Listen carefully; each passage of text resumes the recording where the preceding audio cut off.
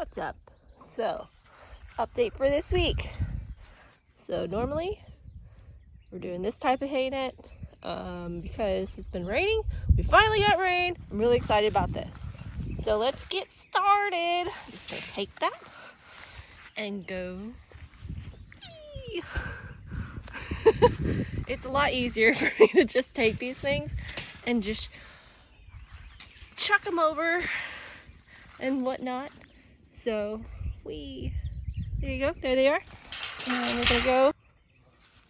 All right, so we're gonna take these guys and we're gonna move them a little bit away because I like to put them a little bit out away from everybody. So what I do, basically I come in here and I put one on one side of the shelter here, and then I come in and I put it on this side. So they've got that. Right, and I gotta go get them. Come on, ponies! Come on, Joe! Come on, Tobes!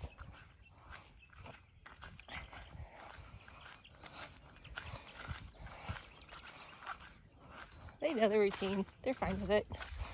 Gotta get my rake. There's that one. Come on, guys!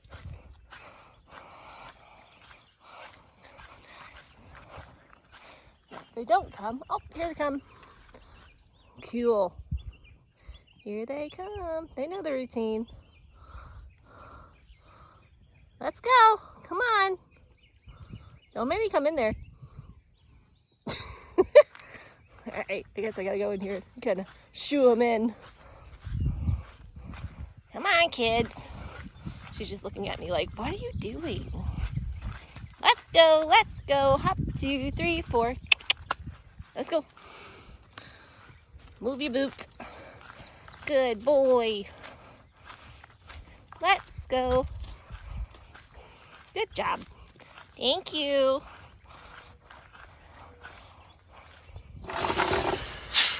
Then what I do is I will close the gate behind them and such, and I'll put you guys right here. Literally takes me no time at all. So now they're in shelter in the heat of the day. So, and then what I do after that is come down here, then I'll get my rake, which I place at her. Over the thing, make sure not to hit the electric fence. So this is the first day on this section. So we got a couple spots here, a couple patties and such. They didn't really take it out too bad, but this is where we were yesterday. So I think I got it down. So they're out here now for 4 hours a day. And so they will get 4 hours, then they're in the dry lot the rest of the day, getting hay. I give them 2 flakes, because technically they're all both on a diet. They're both overweight and they are both easy keepers. So, all right, let's get hopped into it, all right? So let's see. So, got moles. We had a couple moles come, or I guess one, I'm not 100% sure, because I found one trail that was going from here to my husband's shop. So yeah, but this is like traces of it here. I just like took my rake and kind of broke it up a little bit, but it doesn't seem to be active at all. Hopefully I didn't hurt anybody in the process of doing that. So I broke up. So this is what happens basically if you don't break up newer piles.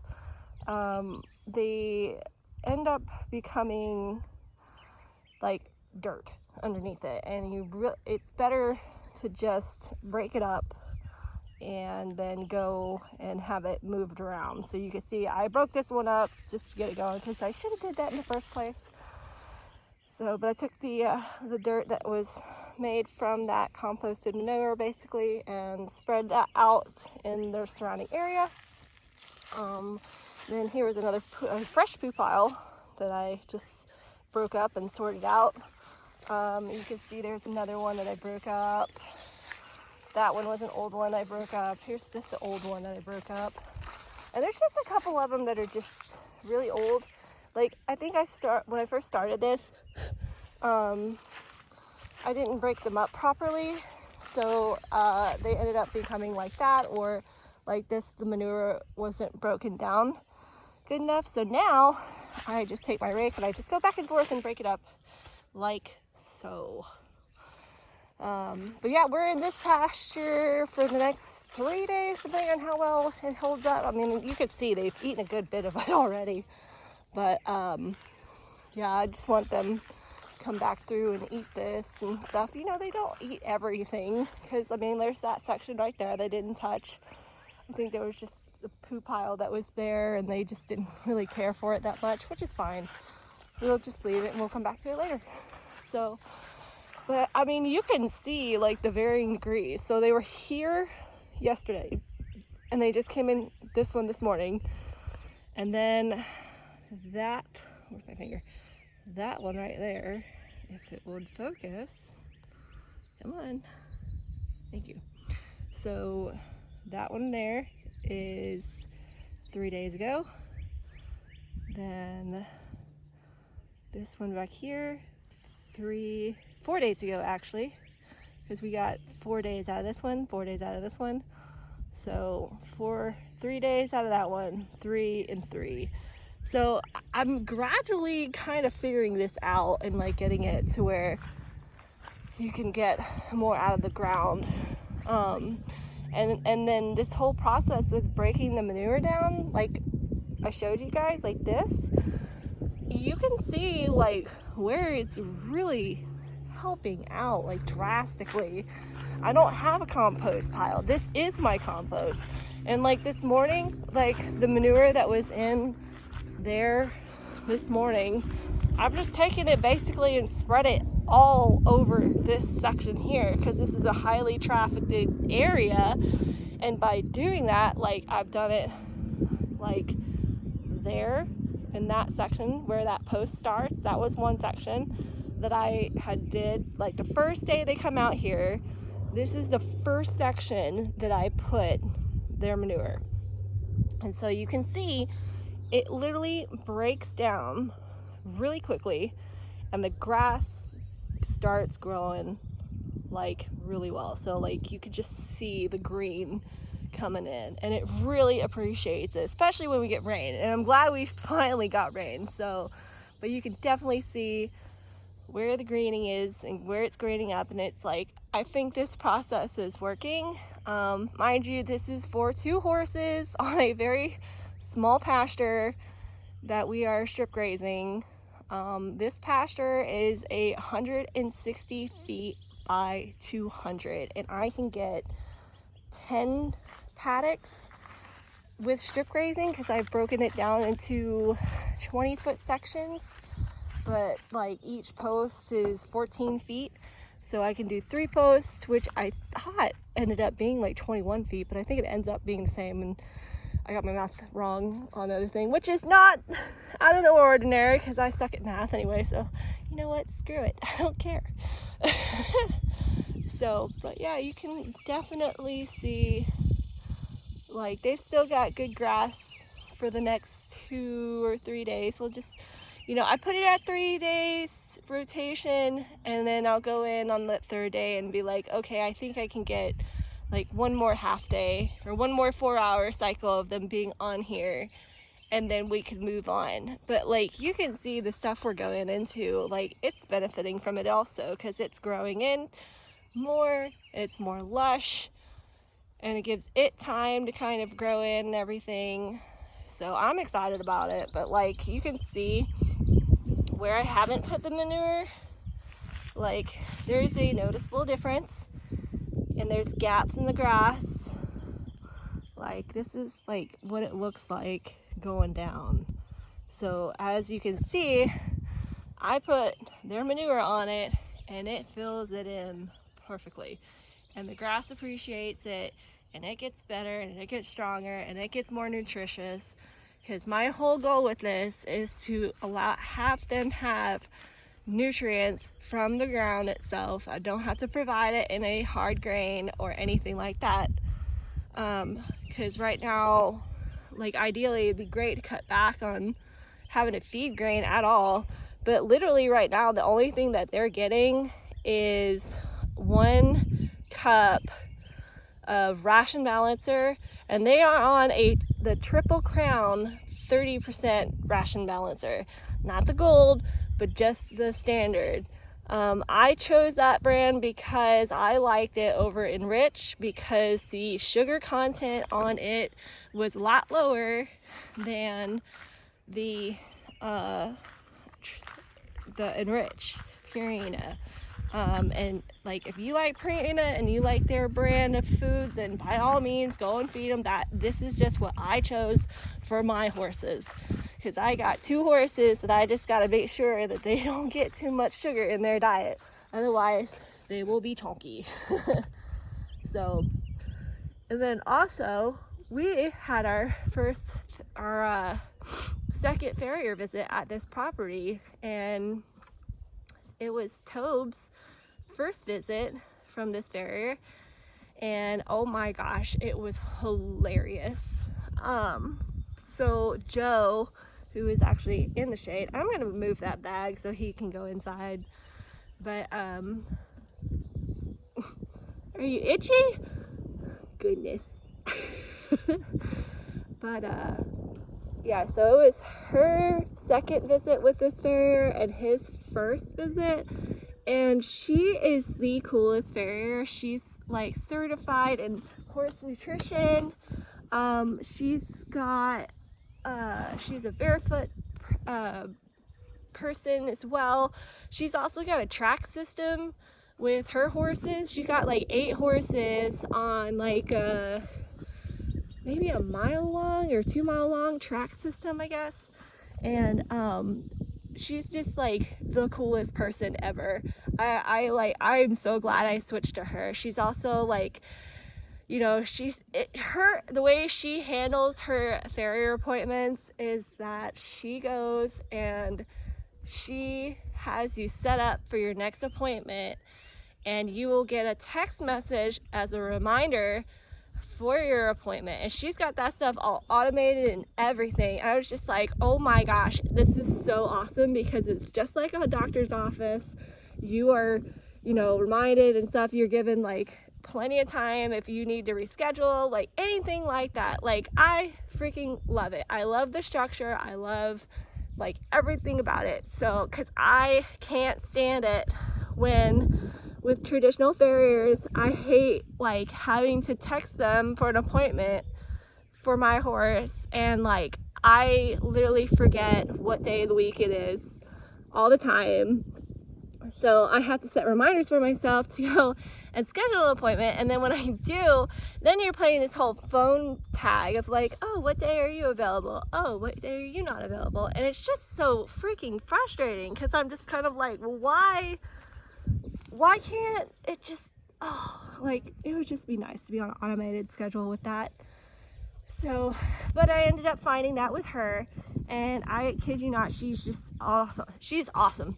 So the coolest thing about yesterday is that Miss Jo here, Pine Tobes, she is not cool with other people touching her. She's like, I've gained her trust. She's cool with me, and she's like, just, you know, she's just getting there. You know, it just takes time. You know, she was like coming from a situation where she was pretty feral and whatnot. I don't know how much she knows. Still learning. We're still learning each other, you know. She's been pretty good. And so, you know, she came from that kind of situation. So any new human, she's kind of like a little bit leery about, you know. And that's totally fine. So we've just been working with her and getting her normalized and all that stuff. But the cool thing is, you know, so like the first visit, I took her up to my shop area, my husband's shop area, and we trimmed her by the road up there, because I don't have a driveway that comes all the way back here. to their place.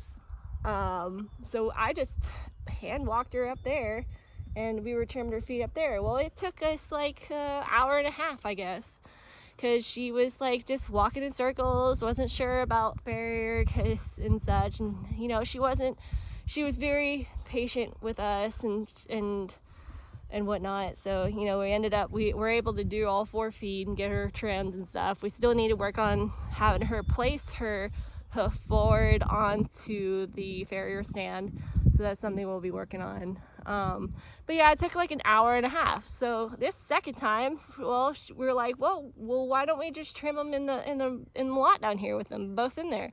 And I was like, all right, let's do it. So we ended up doing my Tobes first, and he was a saint, of course.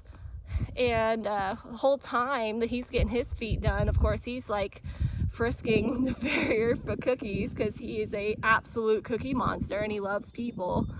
And so Joe actually was standing right next to him, actually had her muzzle on his shoulder, and was just watching the whole time as he was getting his feet done. And she just like was hanging around and, you know, not too freaked out about it. So, and then like he got his feet done, he was a saint, you know, and frisking the farrier for cookies and everything, and it was just funny to watch. And then the next thing I know is that it's her turn, and so ended up doing her feet, and you know, she did the whole circle thing and everything. Of course, she's gonna push him around. This is just what she does. So she her turn, basically. I get distracted easily, guys, I'm sorry. But yeah, so she does the whole circle thing, and you know, the fairy is very patient with her, and just like touching her on the shoulder, just making sure she's cool with her and everything. And you know, she would, and initially, like, Joe wouldn't take a treat out of the farrier's hand with gloves. She has this weird thing about gloves. Like, I don't know. She's just like, I guess if it's covering your human hand, then she can't smell it. And then she's like, that's weird. And she's just kind of like, ooh, about it. So she has this weird thing about gloves. So she wouldn't take a treat from her hand, but then she sees Tobes doing it. And so she starts taking the treat out of her hand because she sees Tobes doing it. And I was just like, heck yeah, you know? And then it took us like probably 20 minutes, which was like a fraction of the time it takes for the last time, you know? And she was just so good. And she let her do all 4 feet and everything. And it was just super funny. And then like the entire time that she's having her feet done, Tobes is over there trying to raid the farrier's cookie pocket and whatnot. And it was just like, oh my goodness. So I'm standing there, I got Joe in front of me, I'm holding her for the farrier, and then I'm sitting there having to hold like my Tobes's head. Like, he put his head over my shoulder, and so I just took my arm and like wrapped it around his muzzle, and he's just like totally content to stand there.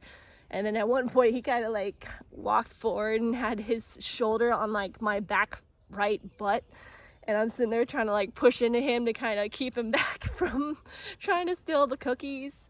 It was just funny, and like, he's such a character, and everybody loves him that meets him and such. But the biggest thing was just that, you know, Joe did fantastic. Like, Tobes being Mr. Confident over there is like exuding his confidence on Joe and teaching her good habits. And I'm like, I can't like stress enough, like, I think it's really good to have an animal that has the confidence, that has like the know-how, and is cool with people, and is curious, and like a favorite, or maybe not a favorite, but they're just like, you know, confident in themselves, confident in like whatever you're doing, you know. And then, you know, they're able to just kind of work their things really smartly, because they teach other animals around them what a human cannot teach them. So it's like, I feel like she benefits so much from him being around, even though she's like pushy with him and all this other stuff, but she's not malicious to him. She just pushes him around, and he's just like, okay, whatever. See, just like that. Like, she just walks up, puts her ears back, and like, hey, I want that one. And then he just goes on to the other one. He's like, okay, fine, I don't care. So, but yeah, I mean, that was our fun story from the other day. We have had rain. I haven't been riding this past week because of the rain. I just don't want to risk like slipping and falling or anything like that. But I'm pretty sure I'll probably work with them on Wednesday, and then we'll get on to that. And then also work with Tobes on his whole pulling back from whatever he's been tied to, because he started that business, I think, before we left the other barn, and we just gotta work on it. So anywho, but yeah, that's my short update for today. So I will see you later. Bye.